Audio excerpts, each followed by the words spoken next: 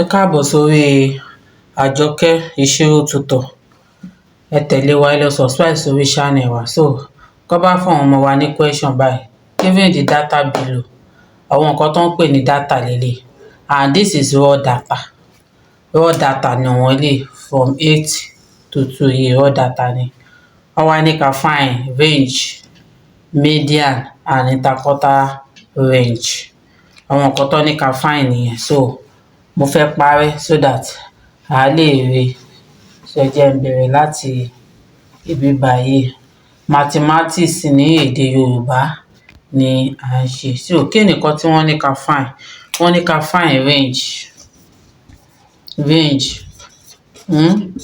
Báwo ló ṣe máa mọ range? Range ni ní èdè Yorùbá ni nọ́mbà tó tóbi jù àti nọ́mbà tó kéré jù. Nọ́mbà tó tóbi jù àti nọ́mbà tó kéré jù, òun ni range. Kí ni mo pè é? Nọ́mbà tó tóbi jù àti nọ́mbà tó kéré jù, òun ni range. So nọ́mbà wo ló tóbi jù nínú gbogbo eléyìí? Òun ni 18. Nọ́mbà wo ló kéré jù? Òun ni 2. Ó jẹ́ 16. Range nìyẹn. Minus ló máa wà ní àárín méjì range. Kí ni mo pè é? Minus àmì ìyọkúrò ló máa wà nínú range. Ṣó yé yín? Níwọ̀nba ìgbà tó bá ti mọ̀ pé nọ́mbà ńlá ló máa kọ́kọ́ síwájú nọ́mbà kékeré. Ṣé ẹ̀ ń gbọ́ mi? Nọ́mbà ńlá lá kọ́kọ́ síwájú nọ́mbà kékeré, òun ni range. Range la get. Range is the highest number minus the lowest number. Highest number minus the lowest number. Nítorí ẹ̀yin Ìgbò tẹ́ wà níbí báyìí ni mo ṣe ń sọ yẹn o. Yóò bá jẹ́ bẹ́ẹ̀, èdè abínibí ẹni ní sọ ní gbogbo ìgbà tá a bá ń ṣe calculation.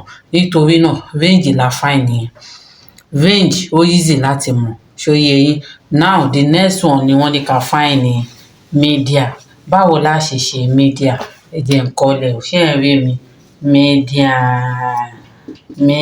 From the name ó mean middle. From the name kí ni mo pè é?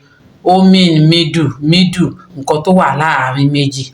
Ká bá kó bàbá àti ìyàwó tí wọ́n wá bí ọmọ ẹyọ kan, tá kó wọn tira, tí bàbá lélẹ̀, ìyá lélẹ̀, ká wá mú ọmọ wọn sáàárín méjì. Ta ni middle tó wà ńbẹ̀? Ọmọ wọn. Èyí tó wà láàárín méjì, òun ni middle, which is ọmọ bàbá àti màmá, òun ni middle. Nítorí náà a fẹ́ ṣe middle. Báwo la ṣe fẹ́ ṣe medium? Kọ́kọ́ bẹ̀rẹ̀ láti small number. Small number lélẹ̀ 2. Nọ́mbà wo ló tún tẹ̀lé? 6. Èwo ló tún tẹ̀lé? 8. Èwo ló tún tẹ̀lé? 10. Èwo ló tún tẹ̀lé? 12. Èwo ló tún tẹ̀lé? 15. Èwo ló tún tẹ̀lé? 18. Ẹ ṣé. So ní ìsìn nǹkan tó ẹ fẹ́ get median, kọ́ lè kọ nọ́mbà yẹn bí wọ́n ṣe kọ́. Kọ́kọ́ mú arrange nọ́mbà yẹn láti kékeré lọ sí ńlá, láti kékeré lọ sí ńlá, kékeré lọ sí ńlá. Mo fẹ́ kó yé wa dáadáa. Lẹ́yìn ìgbà tẹ́ ti arrange yẹn lẹ́wàá get èwo ni tó wà láàárín méjì. Ṣé nọ́mbà ẹyọ kan ló máa wà ńbẹ̀ ni? Ṣé méjì ni? Báwo la ṣe fẹ́ ṣe é? Now wá okay, a fẹ́ mú nọ́mbà tó wà ní middle. Ẹ kọ́kọ́ pín ní kélekèle náà kẹ́ wo. 1, 2, ẹ̀ta ṣe ti rí mẹ́ta rẹ̀. Kí ló kù láàárín ẹ̀wá? Kí ló kù láàárín ẹ̀wá? Ẹ̀wá yẹn òun ni 10. 10 is the middle number. Ṣó yé? 10 ni middle number tó kù ńbẹ̀. Bọ̀ kó bá wá jẹ́ nọ́mbà méjì ló wá kù nǹkan, báwo la ṣe máa ṣe? Add méjèèjì papọ̀. For example, bóyá 10, mi mọ̀ ṣé ẹ rí mi báyìí. Bóyá 10 plus 12 ni nọ́mbà méjì tó kù divided by 2. Nọ́mbà tó bá jẹ́ òun ni middle number, that's 11.